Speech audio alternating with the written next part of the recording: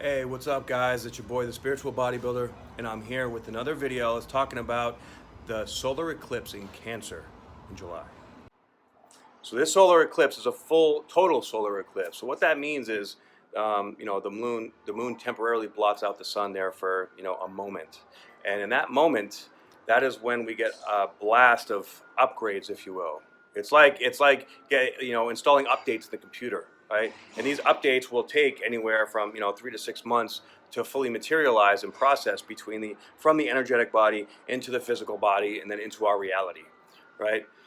And this one is very, very strong. I'm sure you're feeling it right now. Most people are. And it's going to be at 10 degrees of Cancer. Now, 10 degrees is the exact opposite of my sun sign. I'm a 10 degrees Capricorn, so I'm feeling this very strong. It's within 3 minutes. So trust me when I say I can feel it. I feel you. And this is going to be a good energy that we're going through. We have a lot of really big things going on this summer. Sorry about that. And this all has to do with relationships. Our significant relationships with our significant other, our relationships with our life purpose, our relationships with ourselves, with what we love to do. I mean, our relationships with everything, but a big part of this is definitely relationships with loved ones. Okay? And it's going to point out all the things that are not serving us in our life, and it's going to be screaming at you. So if there's some kind of tension going on between people or between things or in yourself, like what the hell do I want? Who do I like? The feeling of not knowing who I am right now is going to be really strong, but then it's going to pop. It's that breakdown and breakthrough energy. Okay, so and with Mercury being retrograde during this time, and Mercury just went through Cancer, so this very heavy Cancer energy right now. I mean, we have Mars that just went through there. We have Venus going in there, and we have Mercury along with the North Node. Like, wow, just a lot of really heavy energy, and this is all very internal going forward. Okay, going forward into our future, going forward into becoming the people that we want to be. So it's very important to pay attention to the way life is guiding you. Because right now, I know I almost feel like I'm a puppet on a string, and the universe just go this way, go that way. Like, okay, I don't know where I'm going, I don't know what I'm doing, but I'm doing the best I can in the process. I'm just gonna try to let the autopilot take over, and that's God working through me, and that's what I'm doing. So that's what we all need to do. No, if we try to control this, we're going to fail, and it's going to suck. Okay, so don't try to control this. Don't try to figure it out. Just accept what is and let it guide you. And let's look at the other aspects going on with this new moon. Sorry. So we have Uranus square Mars and Mercury. All right, Mars and Mercury are right at the end of Cancer. So that's our emotions. That's like tidal waves of emotions, and Uranus is the unexpected energy, and that's in our self-worth. Right? So our self-worth is being tested, or it's being examined, like hyper-examined under a microscope.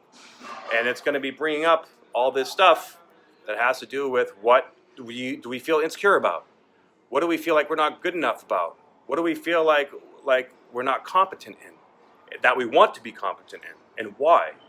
Okay? And life situations are going to be coming at us teaching this. The good thing is that because there's so many of these really powerful aspects, it's going to be clear. It's going to be like you're going to ask yourself a question. Okay, should I be doing this for the rest of my life? Then 10 minutes later, somebody will come in and say something that is a clear yes or no, right? And then just trust that. Don't question like, oh, I wonder what's. But if you do question it, you'll probably get 2 or 3 or 4 or 5 more. You'll listen to a song that says, "Don't do it." So things like that are going to be coming into play. So pay attention. All right. Chiron is also square the sun and moon. So this is a difficult aspect or energy, but I think it's a positive one as well, because right now, with Chiron, especially Chiron's getting ready to go retrograde, so it's going to be a very powerful energy. And so Chiron is our deepest wound, and it's in Aries, the first house of our identity. Okay, and Chiron is also semi-sextile to Uranus, so there is this communication between Chiron and Uranus that's like, all right, it's time to level up.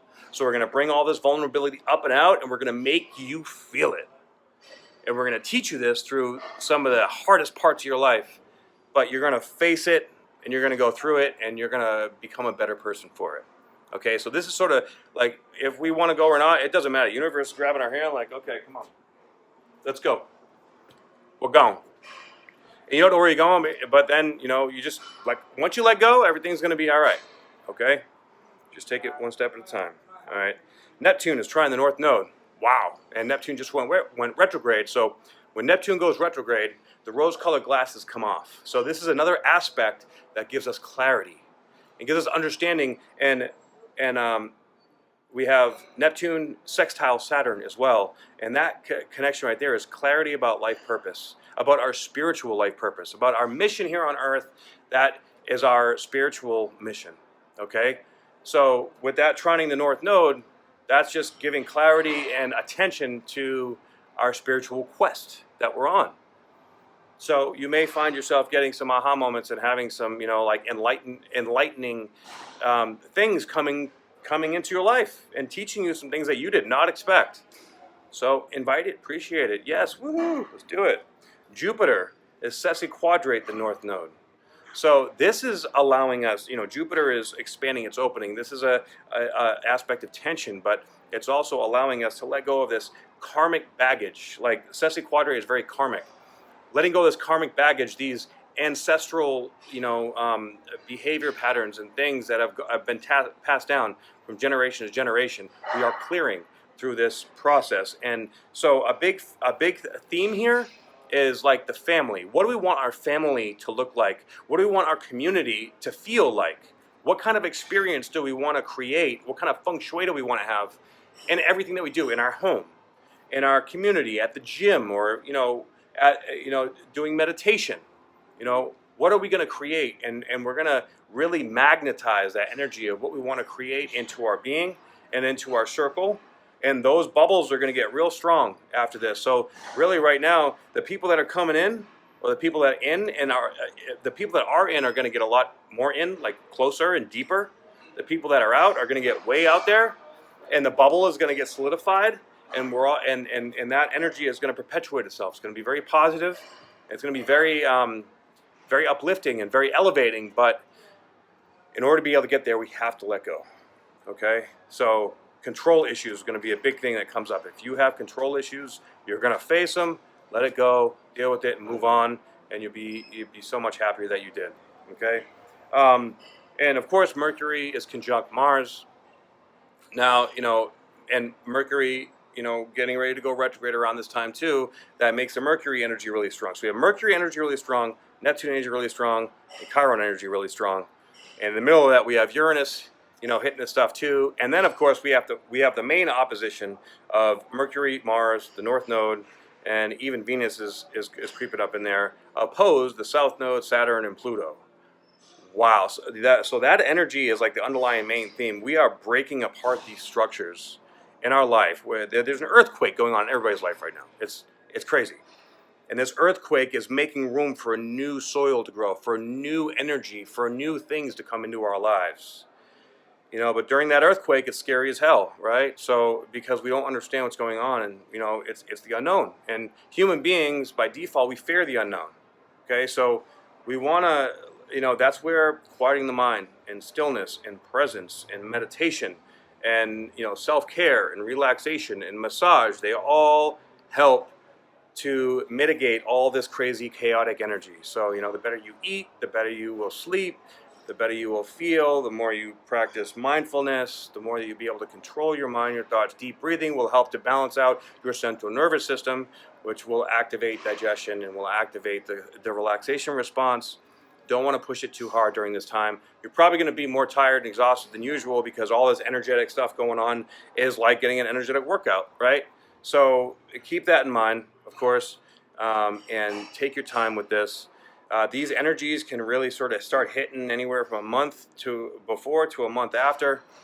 So expect changes coming up right around this time.